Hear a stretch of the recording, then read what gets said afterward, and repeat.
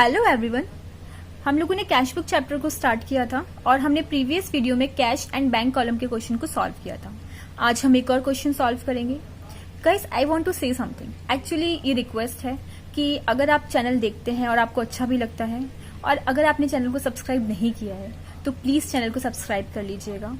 Okay, तो चलिए फिर स्टार्ट करते हैं। क्वेश्चन में आपको दे रखा है, enter the following transaction in the cash book with cash and bank column. Year mention है आपको 2020।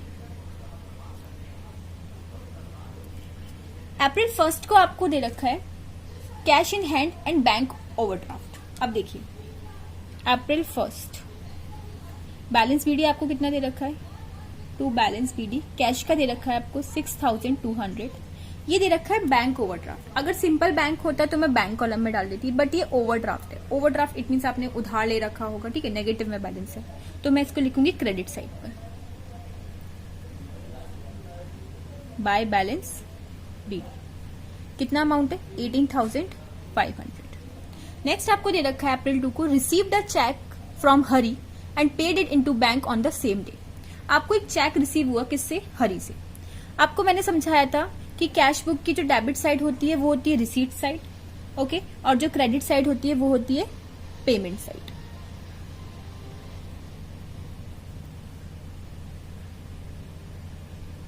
ठीक है, तो जो भी चीजें आएंगी उनको हम डेबिट में लिखेंगे और जो भी चीजें जा रही होंगी उनको हम क्रेडिट में लिखेंगे। तो इस केस में रवि से आपको हरी से आपको क्या मिला है, चेक मिला है, और आपने सेम डे ही बैंक में क्या कर दिया, उसे डिपॉजिट कर दिया। तो किससे मिला है, हरी से, तो 2 हरी। आपने सेम डे बैंक में डिपॉजिट कर दिया, कितना अमाउंट, 1300 बैंक कॉलम में हम लिख देंगे। नेक्स्ट ट्रांजेक्शन दे रखा है 3 अप्रैल को, received a cheque from Vinod. आपको चेक रिसीव्ड हुआ विनोद से और आप 5 अप्रैल को उस चेक को डिपॉजिट कर रहे हो बैंक में। तो पहले 3 अप्रैल की एंट्री करते हैं कि आपको विनोद से क्या मिला, चेक मिला। अब देखिए, ये मेंशन्ड है क्वेश्चन में, ठीक है, it is mention in the question कि जो चेक जो रिसीव हुआ है विनोद से 3 अप्रैल को, वो आपने डिपॉजिट करा है 5 अप्रैल को, ठीक है। तो हम जो रिकॉर्ड करेंगे डेबिट साइड पे, वो कैश कॉलम में रिकॉर्ड करेंगे। अभी जो विनोद से आपको जो चेक मिला है, आप बैंक में रिकॉर्ड नहीं करोगे, क्यों, क्योंकि आप 5 तारीख को डिपॉजिट कर रहे हो बैंक में, ठीक है। तो अभी जो 3 तारीख को जो मैं एंट्री करूंगी उसमें मैं कैश में ही लिखूंगी 3,300, ठीक है। बट जब हम डिपॉजिट करेंगे 5 तारीख को तो कौन सी एंट्री होगी, कॉन्ट्रा एंट्री। कॉन्ट्रा एंट्री मैंने आपको समझाई थी कि कैश और बैंक कॉलम से होती एक चीज बढ़ रही होती तो एक चीज कम हो रही होती। हाँ जी, तो आपको ये जो विनोद से जो चेक मिला था, आप 5 अप्रैल को इसको डिपॉजिट कर रहे हो बैंक में, ठीक है। तो कॉन्ट्रा एंट्री जैसे कि मैंने आपको बताया, अब एंट्री क्या बनेगी, bank account debit to cash, ठीक है। तो बाय बैंक, बैंक की वजह से हमारा कैश क्या हो रहा है, कम हो रहा है 3,300 से, और 5 को 2 कैश, कैश की वजह से हमारा बैंक कॉलम बढ़ रहा है। तो ये कौन सी एंट्री हो गई, ये हो गई आपकी कॉन्ट्रा एंट्री।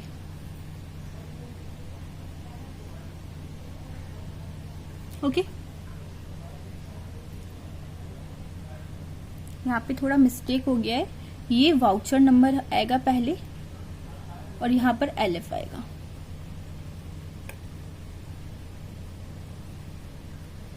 ठीक है।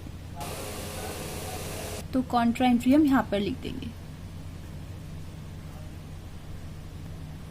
नेक्स्ट आपको दे रखा है 5 को ही, purchase goods and paid by cheque. आपने गुड्स परचेज करे हैं और आप किससे पेमेंट कर रहे हो, चेक से। तो बाय परचेजेस, आपने परचेजेस किए, उसका पेमेंट आप किससे कर रहे हो, चेक से कर रहे हो।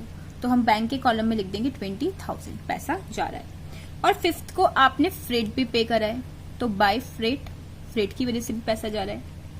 इसको आपने कैश में पेमेंट करा है तो 250, तो आपने फ्रेट का पेमेंट करा है 250 रुपीज, वो भी कैश में।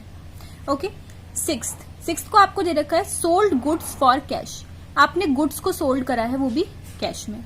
जब हम सेल करेंगे तो पैसा हमारे पास आएगा, तो 2 सेल्स, कितना अमाउंट, 12,220 रुपीज कैश के कॉलम में। अगेन आपने 8 को गुड्स सोल्ड करे हैं, तो 2 सेल्स, ये भी कैश में सोल्ड करें तो कैश के कॉलम में आ जाएगा 16,000। नेक्स्ट आपको दे रखा है 9th को सेल प्रोसीड्स ऑफ अप्रैल 8। आपने जो 8 तारीख को जो सेल करी थी उससे जो पैसा मिला था वो आपने डिपॉजिट कर दिया बैंक में। अब आप डिपॉजिट कर देंगे बैंक में तो अगेन कौन सी एंट्री आ जाएगी, कॉन्ट्रा एंट्री।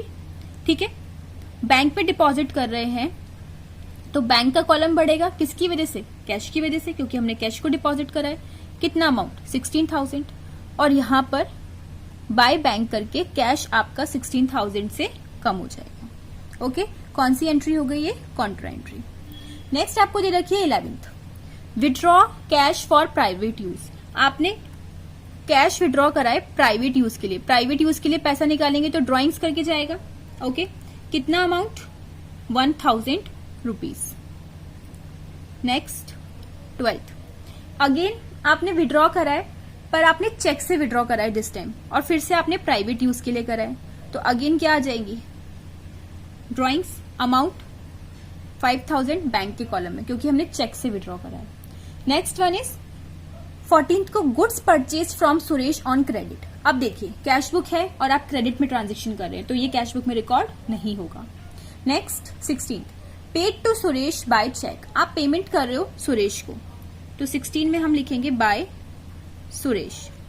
सुरेश को आप पेमेंट कर रहे हो, ठीक है, किससे पेमेंट कर रहे हो, चेक से पेमेंट कर रहे हो। चेक से पेमेंट कर रहे हो तो आपका बैंक का कॉलम कम हो जाएगा 2,500 से। Next 17th, receive the cheque from Ajay. Ajay से हमें क्या रिसीव हो रहा है, चेक रिसीव हो रहा है। ओके, तो टू अजय। अजय से हमें कितने का चेक रिसीव हो रहा है, 3,700 का। और नेक्स्ट में आपको दे रखा है कि जो आपको रिसीव्ड हुआ है चेक अजय से वो हमने इंडोर्स कर दिया, मतलब दे दिया किसको, विजय को। अब देखिए इंडोर्समेंट की बात आ गई। जब आगे आप इंडोर्स कर रहे हो तो आप इसको बैंक कॉलम में नहीं लिखोगे, आप लिखोगे उसे कैश कॉलम में कि हमें अजय से इतने का चेक मिला।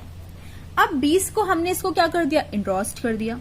जब हम इंडोर्स्ड करेंगे, ठीक है, किसको कर रहे हैं हम, विजय को, तो बाय विजय करके हम लिख देंगे। बाय विजय करके हम लिख देंगे कितना अमाउंट, 3,700 की ये हमने विजय को दे दिया।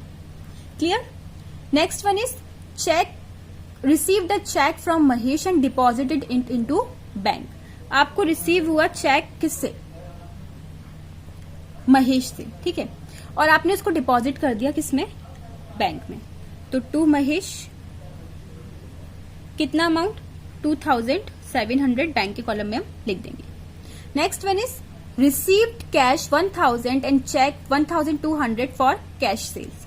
24 को सेल करी है आपने और आपको 1,000 रुपीज तो किससे मिले हैं, कैश से, और 1,200 बैंक से। Paid into bank, paid into bank it means क्या है, paid into bank. Paid into bank का मतलब क्या है कि आपने बैंक में पैसा जमा कर दिया। बैंक में हम पैसा जमा करेंगे, अगेन कॉन्ट्रा एंट्री, ठीक है। आप बैंक में पैसा जमा कर रहे हो तो बैंक क्या हो जाएगा, डेबिट बाय बैंक, ठीक है। बैंक की वजह से हमारा क्या कम हो रहा है, कैश कम हो रहा है, अमाउंट 10,000, और कैश की वजह से हमारा बैंक बढ़ रहा है, अमाउंट 10,000, एंड ये क्या है, कॉन्ट्रा एंट्री। अब आपको कॉन्ट्रा एंट्री बहुत अच्छे से आ गई होंगी, मैंने बहुत बार करवा दी है।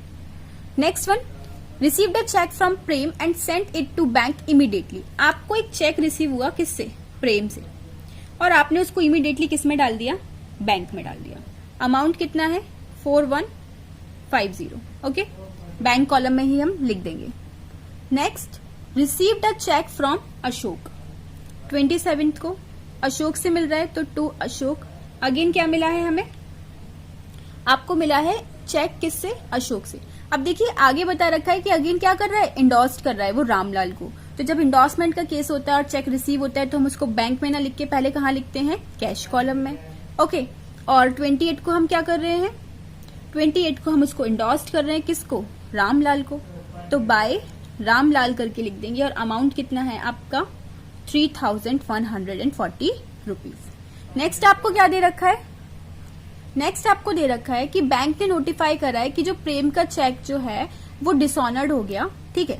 अब प्रेम से हमें चेक मिला था पर वो चेक क्या हो गया, डिसऑनर्ड हो गया। जब डिसऑनर्ड का केस होता है तो हम क्या कर देते हैं, हम क्रेडिट साइड में एंट्री करते हैं, ठीक है। तो बाय प्रेम, अब हम प्रेम को कर देंगे क्रेडिट, ठीक है।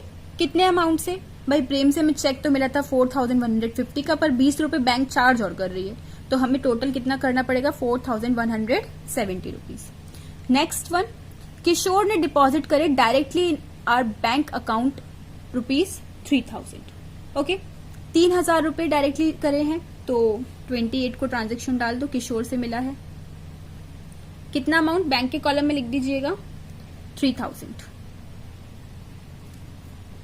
लास्ट, बैंक चार्ज कर रहा है 60 रुपए और बैंक चार्जेस है, बैंक चार्ज कर रहा है 60 रुपए बैंक चार्जेस के लिए, और इंटरेस्ट एंड ओवरड्राफ्ट लगा रहा है 720 रुपीज का, मतलब बैंक हमसे ये इतने पैसे लेगा। तो बाय बैंक चार्जेस अकाउंट और बाय इंटरेस्ट अकाउंट, आप सब में अकाउंट लगा लीजिए, मैं अकाउंट लिखती नहीं हूँ। ओके, तो ये आ जाएगा आपका अमाउंट 60 बैंक चार्जेस, और ये आ जाएंगे आपकी इंटरेस्ट 720 का। ओके, तो यहां पर हमारा ये कंप्लीट हो गया है। अब हम करते हैं बैलेंस।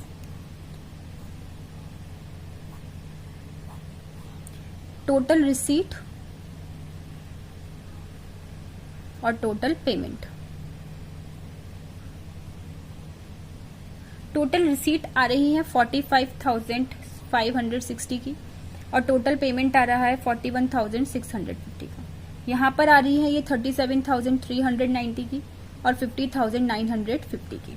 ओके, अब आप देखिए बैलेंस कहाँ पे बच रहा है, इसमें से इसको क्या कर देंगे माइनस, तो यहाँ पे बच जाएगा बाय बैलेंस सीडी, डेट 30, कितना अमाउंट बचेगा 8170। कैसे आया 45,560 में से 37,390 को कर दिया माइनस, और कहाँ बैलेंस बच रहा है इस साइड, तो यहाँ पे लिखेंगे हम अगेन टू बैलेंस सीडी, कितना बच रहा है 50,000 में से इसको माइनस कर देंगे तो आ जाएगा 9,300।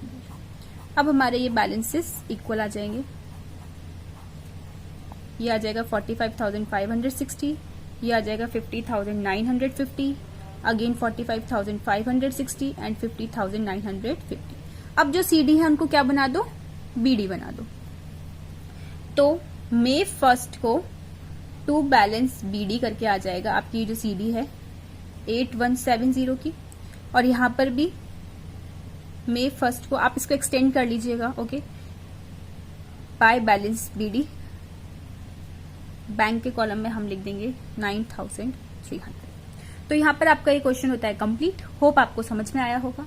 आगे हम एक आध क्वेश्चन को और करेंगे और फिर पैटी कैश बुक के क्वेश्चन को सॉल्व करेंगे और चैप्टर को कंप्लीट करेंगे और फिर नेक्स्ट चैप्टर स्टार्ट करेंगे। अगर आपको वीडियो अच्छा लगे और आप अपने सिलेबस को कंप्लीट करना चाहते हैं तो प्लीज चैनल को सब्सक्राइब कीजिएगा, अपने फ्रेंड्स के साथ शेयर कीजिएगा। Thank you for watching, bye bye, take care.